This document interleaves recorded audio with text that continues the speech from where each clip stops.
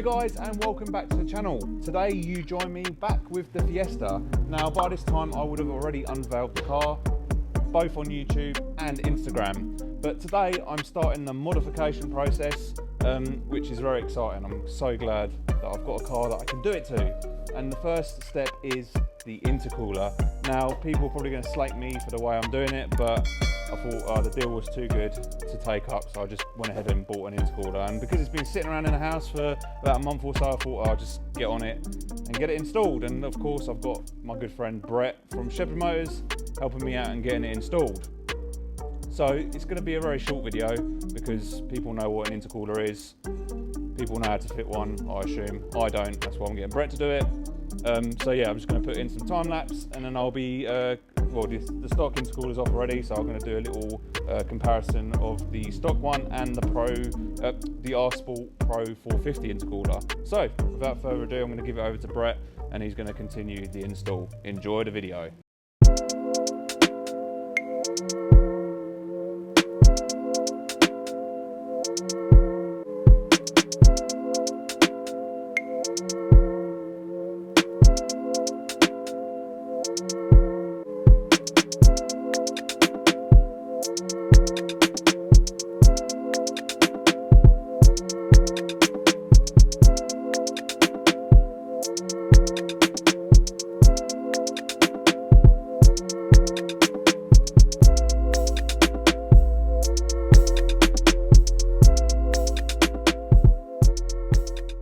So guys, we've got the stock intercooler off the car now.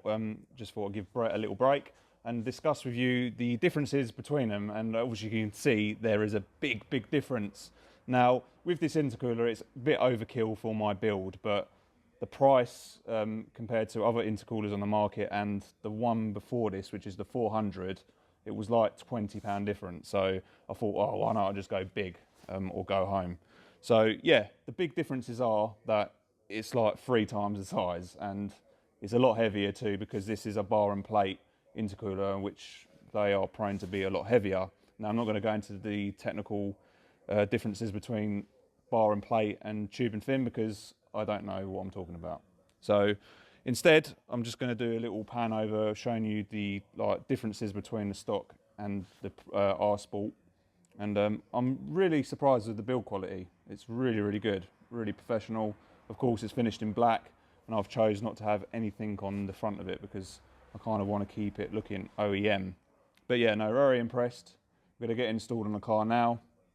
I'm yet to get some big boost pipes, which Brett just told me that we've got to take the front bumper off again, which is a bit annoying, and I would have probably bought them beforehand, but hey, it is what it is. So yeah, I'm going to get Brett installed in now, and then I'll show you the intercooler once it's on the car. I cannot wait.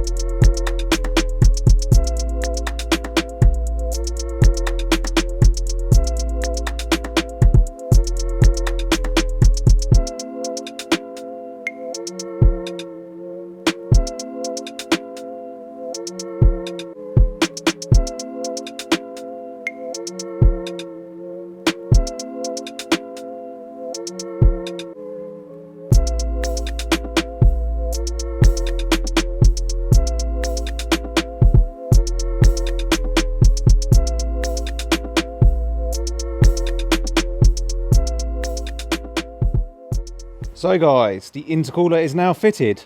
We did struggle getting the fitment right, so we had to cut out this section and that part just because the end tanks, how they're designed, it was hitting against there, so I didn't really want to do any damage to the intercooler. To be fair, when the car, if it ever goes back to standard, it doesn't really affect it. I could always get a replacement bit of this plastic here, but as I said, that's if it ever goes back to standard, or I'll just sell it as it is.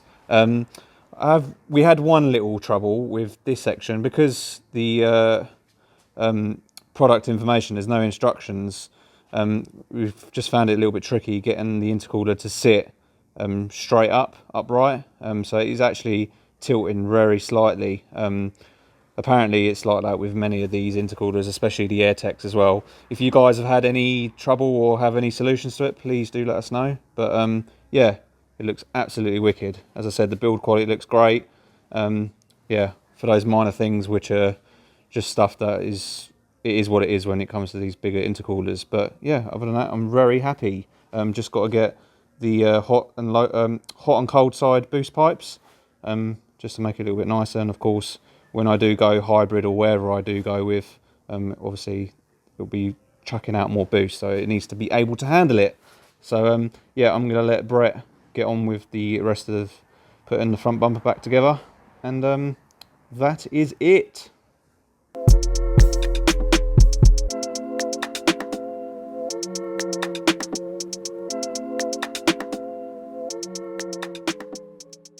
So I've let Brett continue with putting the front bumper back on because I've got the other camera doing the time lapse, just to keep this video a little bit more interesting, because as I said, it's only a short one.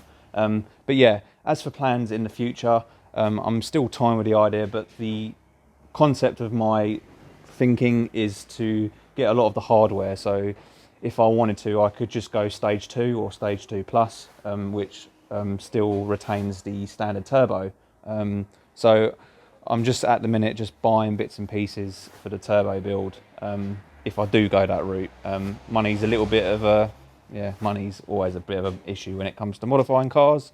So yeah, at the minute I'm just dipping my little toe into this at the minute. But I'm excited, I really am. So yeah, as I said, I'm going to start getting the front bumper back on and finishing up today's video. So yeah, hope you've enjoyed it. Again, if you've got any recommendations to things that I can do in the future with the car, please do let me know in the comments below. And of course, if you haven't subscribed, please do, because I'm trying to still hit 1,000 subscribers at some point in the near future. So, but for those that have subscribed already, thank you again for the support. And yeah, just keep an eye out for more content on the Fiesta, because this is actually my first ever car that I've shown on the channel. I had the Focus RS, which I didn't do any content on.